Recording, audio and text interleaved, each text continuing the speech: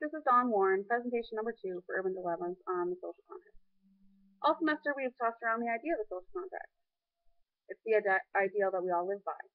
A set of implicit rules that brought us out of our state of nature and into the rule of law.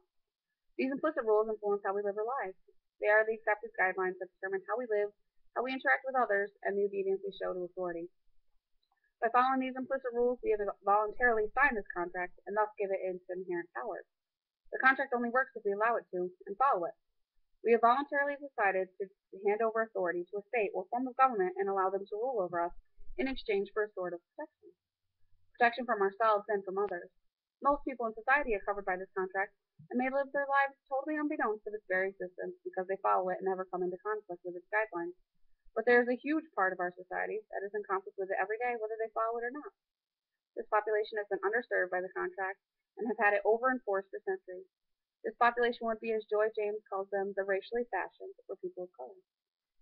The social contract doesn't apply to them. They aren't afforded its protections and advantages, so even if they follow the guidelines, they still fall outside its limits. The Joy James article, Fuck the Police State, points out that racially fashioned people have been left outside the contract. They are seen as less than human and in a Hobbesian state of nature. In this state of nature, they are seen as not worth the protection afforded to the rest of society. They are criminalized by the state, seen as little more than animals to be rounded up and caged. So if this so-called contract doesn't apply to them, then they do not have to be governed by its guidelines. That's simple logic. Why follow guidelines that do not apply to you? And that is what racially fashioned people have done. Our whole society has been set up to protect us from the rest, to protect us from them. Cities have been set up with clear divisions between white and black neighborhoods. And James says against Conlin's article on philosophy in the city that they do not operate the way he says they should, bringing people of differences and diversity together in conflict to gain a better understanding of our uniqueness. Instead, James believes that cities themselves are racist and divide out the undesirable populations into neighborhoods that are separate from the upper crust, the protected and the gated communities. She believes there is no constructive conflict. Instead, there is only media distortion. Policymakers rarely interact with the populations they govern, choosing to believe what they are told.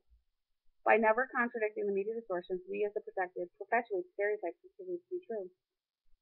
So to protect themselves, racially fashioned people must construct their own meaning of law and set up their own guidelines to live by. They must police themselves. They are seen as being opposite and therefore enemy of the state of law, when in reality they are just a different and competing state of law that they constructed themselves.